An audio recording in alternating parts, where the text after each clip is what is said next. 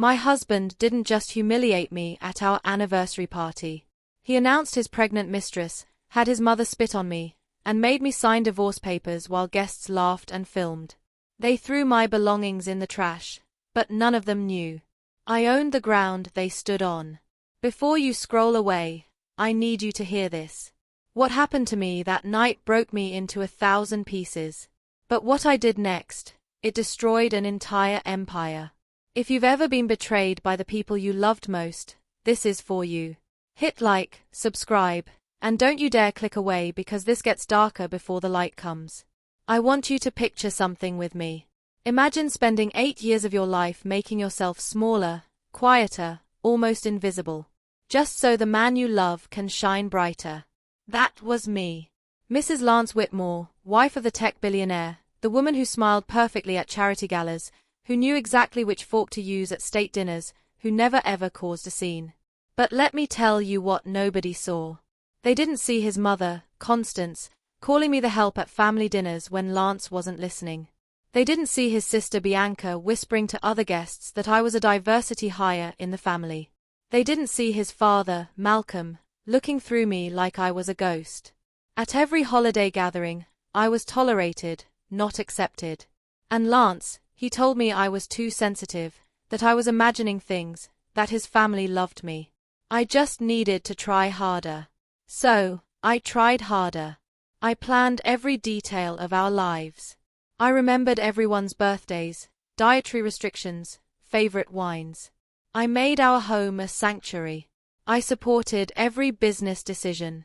And when that new assistant, Amber, started 6 months ago, touching his arm a little too long, laughing a little too loud at his jokes, staying late at the office a few too many nights, I swallowed my suspicions.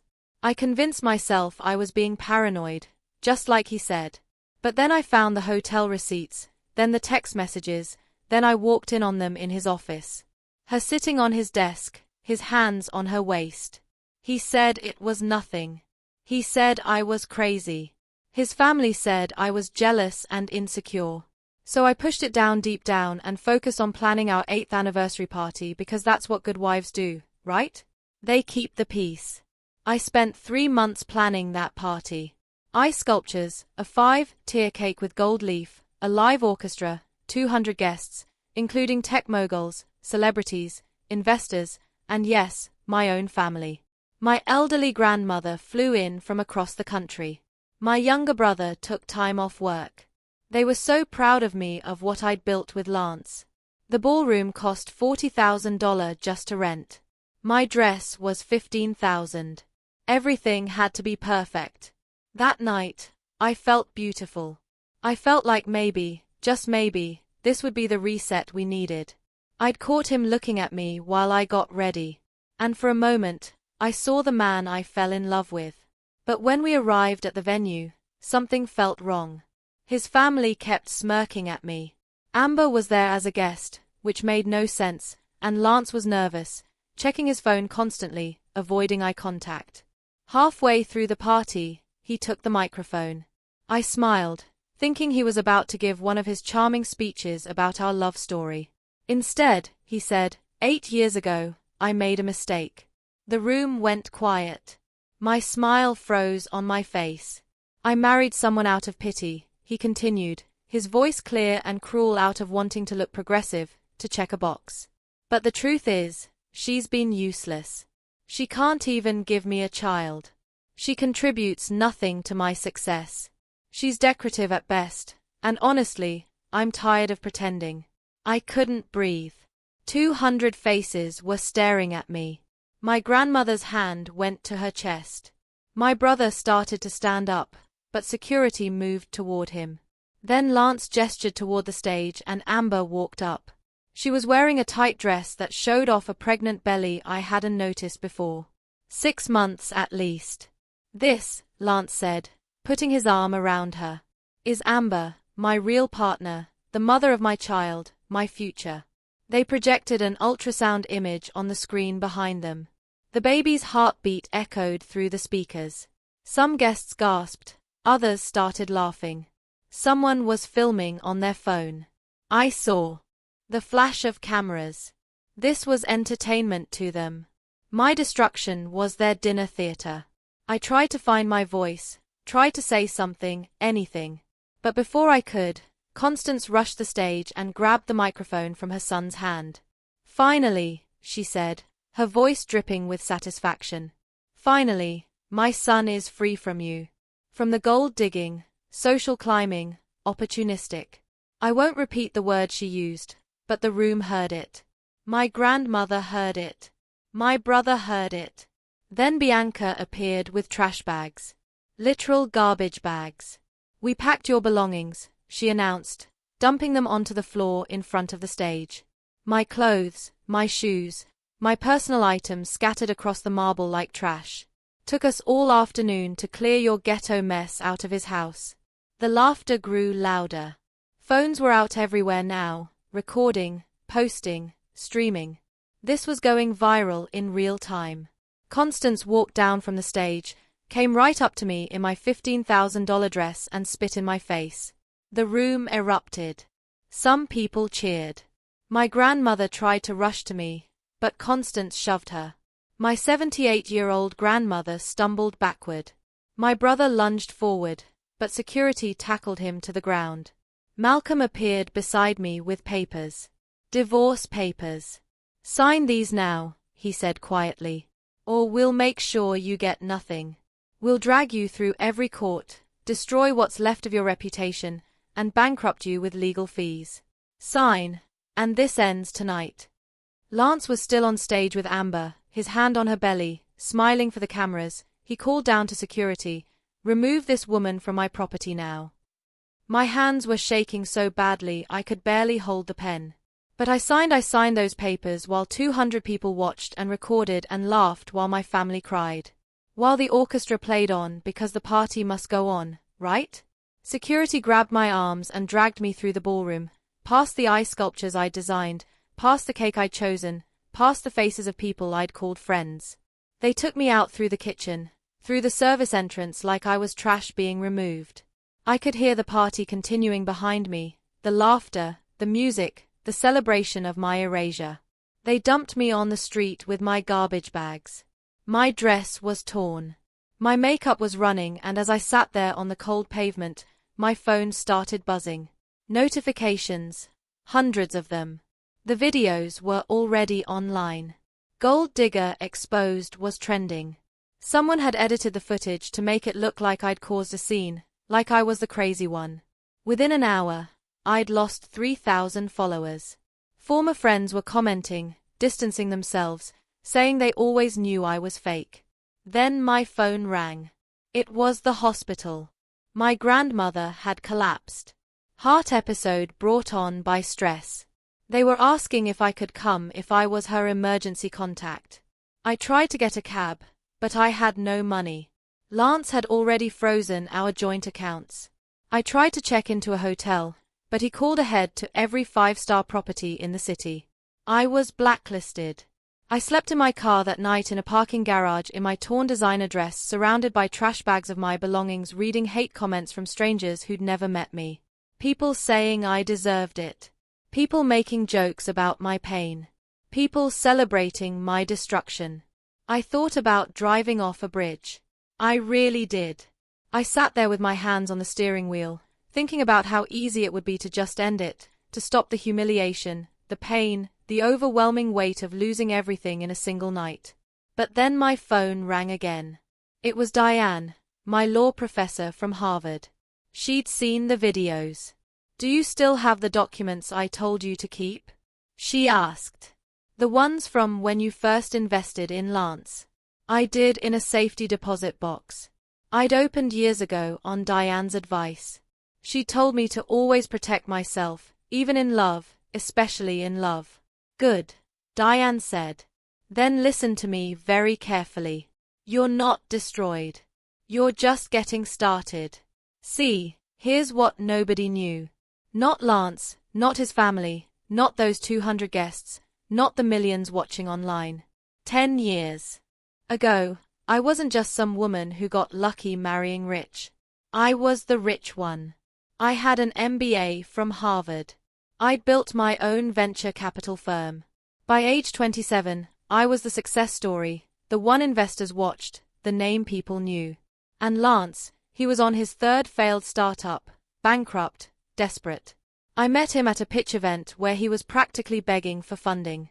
His idea was good, but raw. His business sense was terrible.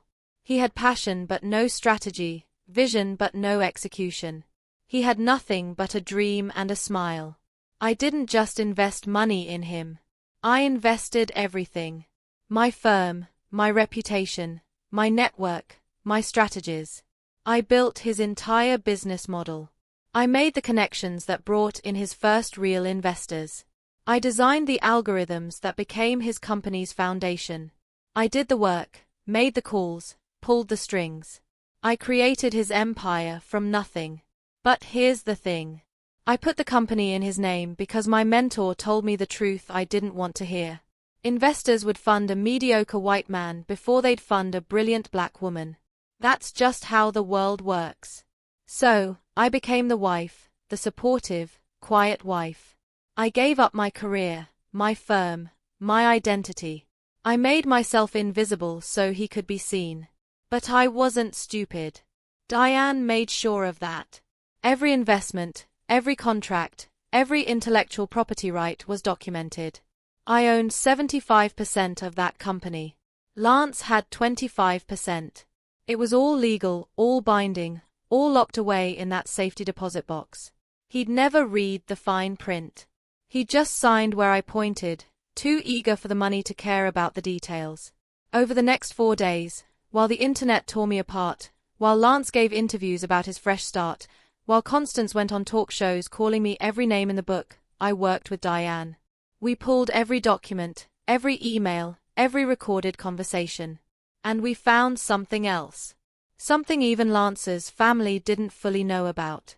He'd been embezzling. Millions of dollars funneled into offshore accounts. The big merger. He was announcing the $3 billion deal that would make him one of the richest men in tech. It was a con. He planned to tank the company after the merger, take the money and run. 5,000 employees would lose their jobs. Investors would lose billions, and Lance, Constance, Malcolm, and Bianca would disappear with their offshore millions. There was an emergency board meeting scheduled in 5 days to finalize the merger. Lance thought it was a formality. He had no idea what was coming. I walked into that boardroom like I was walking into war. I wore a black suit, my hair pulled back, no smile, just determination. Lance was already seated at the head of the table, Amber beside him, his family flanking him like guards. When he saw me, his face went pale. "What is she doing here?" he demanded. "Security, remove her immediately." I sat down at the opposite end of the table and nodded to Diane. She connected her laptop to the projector. "Mrs. Whitmore has majority voting rights in this company," Diane announced. "She's not going anywhere." "You are." Lance laughed. It was a nervous, sharp sound. "She has nothing. I own this company. My name is on everything." "Your name," I said quietly, speaking for the first time, "is on a company I built, that I funded, that I own 75% of." The documents appeared on the screen. Original investment agreements with my name and signature partnership contracts. I drafted intellectual property rights for the core algorithms, all registered to me, email chains showing my strategic decisions, meeting notes in my handwriting, bank records showing the money came from my firm, my accounts, my inheritance. "Those are fake," Lance said, but his voice was shaking. I played an audio recording his voice from 3 years ago, after too much whiskey at a private dinner. "I wouldn't have any of this without her," he'd said to a business partner. "She built it all. I just became the face." Sometimes I forget that, you know. Sometimes I start believing my own story. The room was dead silent. Then Diane pulled up the next set of documents. Offshore accounts, wire transfers, the embezzlement scheme, the merger con that would destroy 5,000 jobs and defraud investors of billions. "You want to know what's fake?" I said, standing up. "Your entire life is fake. Your success, your genius, your empire. All of it built on my work, my money, my mind. And you were about to commit fraud on a massive scale, destroy thousands of lives, and run away with money you stole." Constance tried to speak, But Diane cut her off. Mrs. Constance Whitmore, your offshore accounts are also displayed here, as are your husband's and daughters. You're all complicit. The board voted in 4 minutes. Lance was removed as CEO immediately. I was named interim CEO pending full transition. Criminal investigations were opened. Assets were frozen. Security was called, but this time for them. I watched Lance being escorted out of his own building by the same security who dragged me out of that party. Constance tried to attack me, screaming obscenities, but guards held her back. Bianca was crying, begging, saying she didn't know about the illegal parts. Malcolm just sat there, silent. As his world collapsed, Amber ran out of the room when she realized she was pregnant by a soon-to-be felon. Turns out a paternity test later proved the baby wasn't even his. That was a twist none of us saw coming. I held a press conference that afternoon. I told the truth. All of it. The real story of how Lance's empire was built. How I'd been erased from my own creation. How his family had tortured me for years. How they'd humiliated me publicly to cover up their crimes. The internet reversed overnight. #justice for her trended worldwide. People who'd mocked me were now apologizing. Companies were calling, offering support. Other women started sharing their own stories of being erased, belittled, stolen from. Lance went to federal prison for 3 years. His family lost everything. Constance ended up working retail at a department store. I saw her once 6 months after everything happened. She tried to speak to me, tried to apologize. I walked past her like she didn't exist, like she was invisible, just like she'd made me feel for 8 years. Today, I'm the public CEO of a company worth $5 billion. Our stock price doubled under my leadership. Those 5,000 jobs saved. I started a mentorship program for Black women in business, helping them protect themselves, document everything, and never sign away their power. My grandmother recovered and lives in my guest house now. My brother works as my head of security. And me, I'm happy. Genuinely happy. Not because I destroyed them, though I won't lie, there's some satisfaction in justice, but because I finally stopped making myself small. For people who would never appreciate my size.